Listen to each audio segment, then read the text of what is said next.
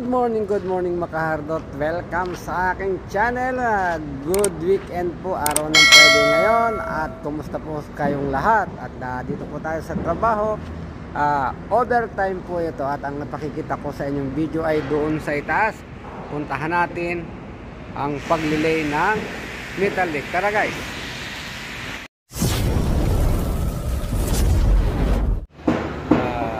Ladder, ayan, nakabit na nila yan guys. At kung makita nyo hanggang doon sa itaas. Ayan guys, punta tayo doon sa good morning, how are you? Ayan guys, ito nga guys, itong step na ito, lalagyan ito ng concrete. Pero kailangan yan ay may wire mesh. Isang layer ng wire mesh po yan. Dahil ito po ay meron din itong finishing. Ayan. Siyempre kabit yan, nakabolt. Ayan. Dito sa ibabaw, ayan, nilagyan na po natin dito ng deck. Ayan ang deck natin. At kailangan na lang yung bakalan. At lalagyan na rin, bubuhusan na rin ng simento yan mga kahardot. Ayan, ito po ang pinakalanding ng stair natin. At tayo sa taas. Yan. Yan, maganda na. Madalwa ng umakyat. Yan, may base angle sa gilid.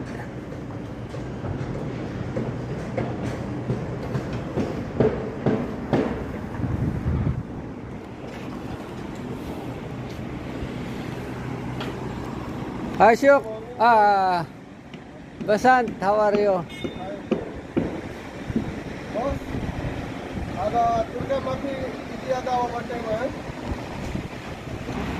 At nga mga kot, akit tayo dun sa taas. Ayan, pakikita ko sa inyo ang paglalatag at kung gano'n ang nalatagan ng metal deck. Ayan po ang metal deck nga, nakalagay din dito sa ating landing. Yan ang metal deck. Doon. Yan, akit tayo sa taas. Yun, at dito na, may balanse pa rito, kailangan pang lagyan.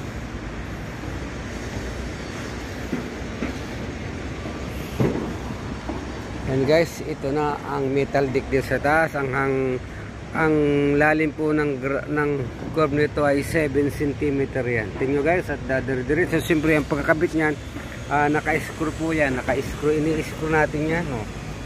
Naka-screw doon. Yan. At ang naayon sa kulbo.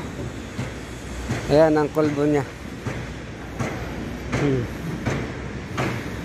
At ito sa mga parting kulom guys, ayan, kailangan ito ay mga nakagroove. At yung mga gilid na yan, lalagyan po natin yan ng pillar board 1 cm. Yan lahat. Maglalagay po tayo ng pillar board yan.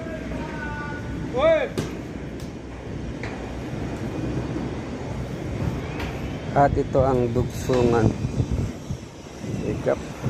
Rev gap.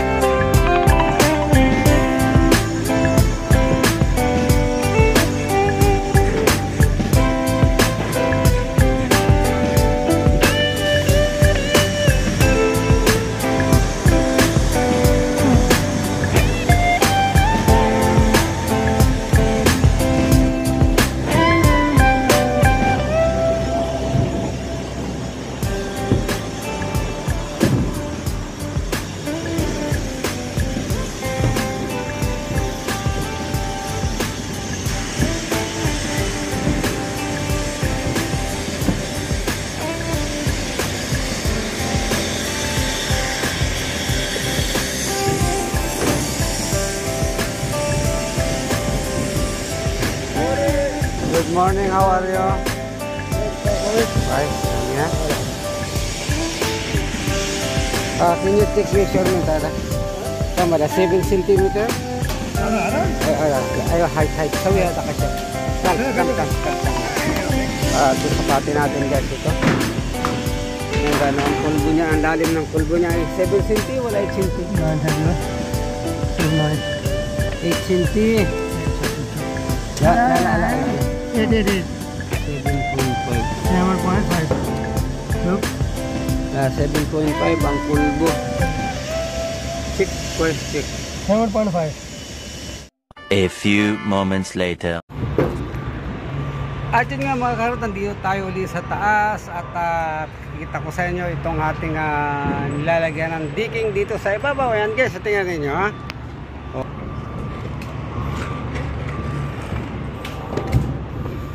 Yan na guys ang ating metal deck. At siyempre itong mga pangantong ito, sasaraduhan yan. Meron po tayo nilalagay na pillar board. Ang babalutan natin ng pillar board yung mga puno ng column na yan. Guys, tingnan nyo ang dugsongan nito. Ito nagkaroon ng gap ng 5 mm pero tatakloban na lang po yan po ang design yan. Mayroong gap pero talagyan po natin dyan. Isisil po natin yan bago tayo magbuhos ng konkreto mga kahardot. Ayan guys, tingnan ninyo.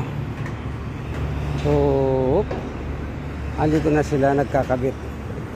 Itong ating mga worker. Ayan sila.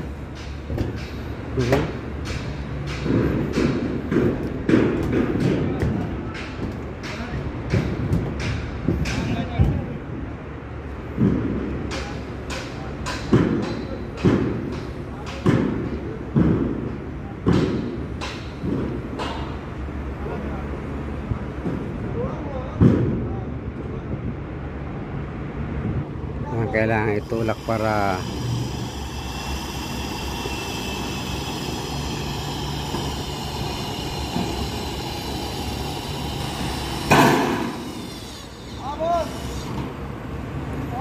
how are you guys?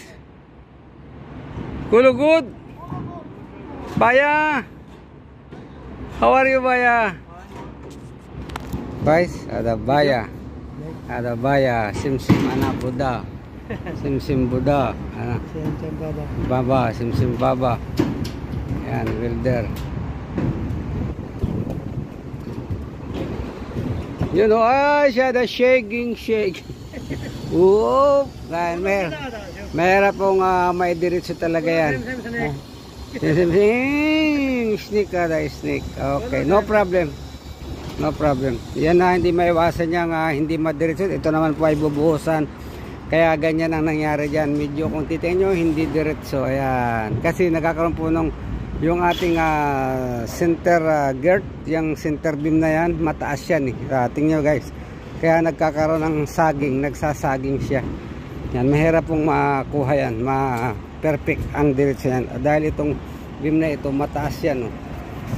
Yan, tayo nagkaka-problema dyan. At 2 cm ang difference yan. Kaya siyempre, 2 cm ng 2 cm, mawawala yung ating diretso. Kaya ini ang hindi naman problema dahil bubuhusan natin to.